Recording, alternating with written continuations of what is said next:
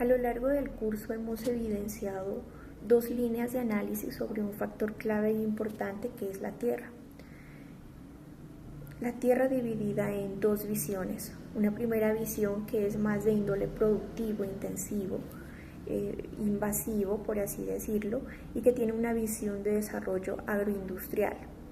típico de una economía y una política neoliberal. En una segunda visión se toma la Tierra con un carácter más simbólico y visionario de la cosmovisión de cada uno de los grupos y minorías étnicas o grupos poblacionales y sus prácticas en relación con la Tierra y su cotidianidad, entretejiendo elementos culturales de vivencia y su estrechez con la Tierra. Está clara su distinta forma de describir y ver el mundo, y como factor común siempre tendrán la relación y la simbología con la tierra. A lo anterior nombrado se evidencia una pugna histórica entre estas dos visiones, la productividad y el mercado, y la cosmovisión nativa de la tierra por parte de diferentes grupos étnicos. La tierra ha sido el motivo de violencia y su agudización desde finales del siglo XIX, en mayoría en el siglo XX, y un proceso de confrontación de diferentes movimientos sociales en este siglo frente a la globalización. A la violencia agudizada en nuestra historia, se trata de hacer diálogos o acuerdos de paz, algunos fallidos como las reformas agrarias, pero buscan acercar a los grupos en diferencia.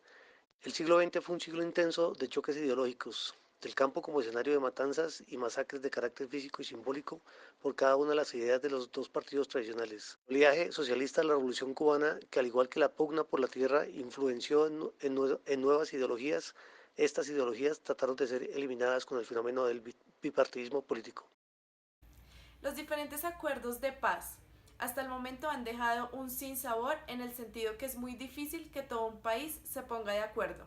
y más si se generan leyes o políticas favoreciendo a grandes hacendados y los medios de comunicación masivos disparan discordia y resentimiento. El baile rojo es un documento que evidencia cómo la Unión Patriótica fue exterminada, lo cual deja muchos exiliados políticos y asesinatos impugnes por parte del Estado. La Colombia del posconflicto, una otra Colombia posible. Colombia está en un proceso de transición de muchos años de guerra a un país en paz, un país incluyente, un país con una segunda oportunidad, una reconstrucción de país que hemos vivido por años mediante el llamado acuerdo final para la terminación del conflicto y la construcción de una paz estable y duradera en el cual incluye combatir la guerra, buscar la verdad, la reparación a las víctimas, la justicia, combatir el narcotráfico, más oportunidades para el campo, más participación y más democracia. Y finalmente, la puesta en marcha de los acuerdos finales son aspectos que describe el Gobierno Nacional en el año 2016. Sin embargo, estos aspectos deben ser pensados y desarrollados para toda una Colombia, es decir, en donde sean partícipes mujeres, indígenas, minorías étnicas y culturales, afros y todos aquellos grupos poblacionales que describen este país, y que sea así un enfoque totalmente incluyente. La gran mayoría de colombianos sueñan con la paz, pero la paz no solo como un estado emocional, de tranquilidad, sino una paz que tenga justicia social, que democratice el poder, la riqueza, la fuerza pública, los medios de información, la tierra en general, que democratice la vida nacional, que nos permita realizar y no soñar una Colombia con equidad.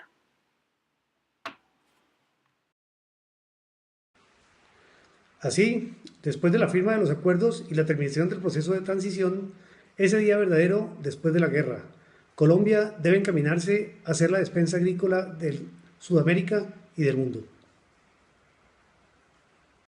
A los logros en el punto 1 de La Habana deben establecerse como trascendentales, sobre todo para democratizar el acceso a la tierra, para que aquellos campesinos que no la tienen la puedan tener y ponerla a producir. Se fortalezca el aparato productivo del país a partir de una mayor producción de alimentos para establecerse como pilar fundamental de la solución al problema de hambre y de la malnutrición en las comunidades, principalmente en las minorías. Además, es importante adelantar una serie de reformas para fortalecer la economía campesina, innovar las prácticas agrícolas y pecuarias con un enfoque ecológico que permita primero reducir costos y además producir alimentos sanos, que serán comercializados en sus inicios con los restaurantes escolares y paulatinamente en los mercados campesinos que el gobierno debe permitir implementar en las ciudades y cabeceras municipales para que se formen redes de intercambio local y regional de productos de forma vertical según los pisos térmicos y así garantizar la solvencia del mercado interno.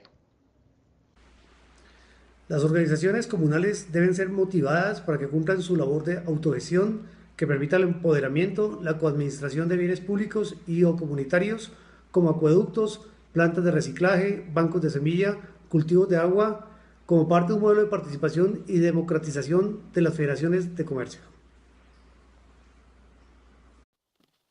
Es importante el respaldo institucional para estas comunidades, por lo que se considera crear en materia de investigación instituciones dirigidas al sector rural,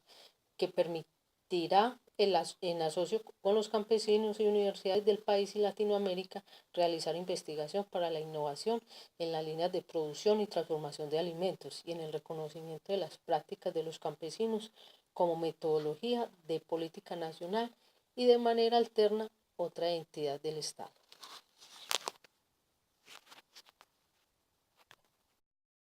Con la implementación del acuerdo, finalmente se sueña con un país en el que todos seamos tenidos en cuenta, en el cual se pueda volver a recorrer y disfrutar de nuestros paisajes sin miedos ni riesgos, donde podamos ser libres y deleitarnos de cada momento,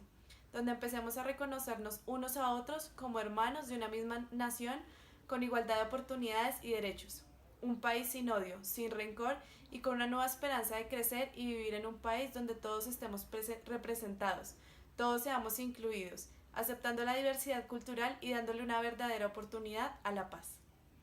Canta mi tambora, no la puedo callar, así es como canta Colombia por la paz. Canta mi tambora.